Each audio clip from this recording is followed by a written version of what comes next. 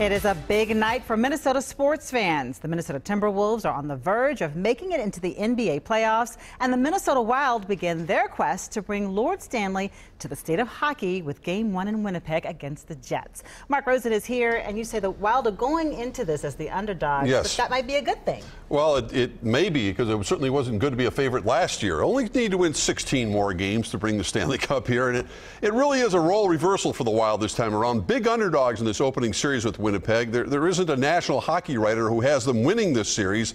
Then again, a year ago, the Wild were big favorites over St. Louis, and they flamed out in a hurry. What is it going to take for the Wild to spring an upset in this best-of-7 series? Well, Zach Parise missed the first half of the season after back surgery, and he's been at his absolute best late in the year. You can't minimize his importance in all levels of the game, and his experience and leadership matters a lot. Eric Staal is coming off a remarkable 42-goal season, tying the franchise record set by Marian Gabbert, and he has a knack for scoring the real clutch goals. Again, his veteran presence should help, especially when the younger players need to stay calm.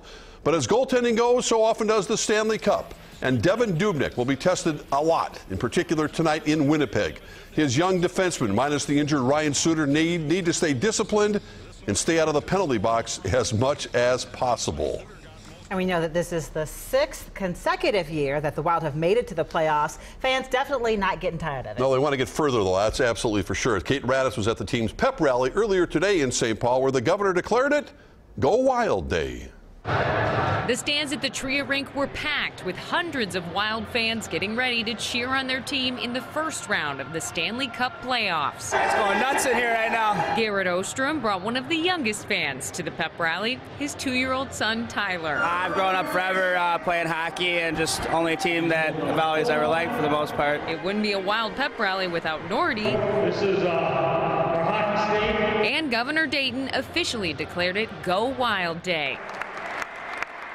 Former Minnesota Wild player Wes Walz was also there to weigh in on the series. I get nervous once a year, and whether I'm playing or not, it's this time of the year because it's playoff time. Walz says he thinks Wild fandom has gotten even crazier since he played for the team, thanks to social media. People are so connected now with teams, with each other, whether it's negative or positive. People are always talking about their sports teams. You could feel the energy in the room, in the stands, Go Wild! And out on the ice. Fans were invited to lace up and spend some time skating on the Wild's practice rink. Oh, I'm excited. It's going to be crazy. It's going to be a good series. The Minnesota Wild have been knocked out of the first round of the playoffs in the last 2 seasons. And going into tonight's game, the Jets are favored. Still, the fans here say that they think their team will be able to pull out a win. Who do you think's going to win tonight? Wild! Go Wild! Kate Raddatz, WCCO 4 News.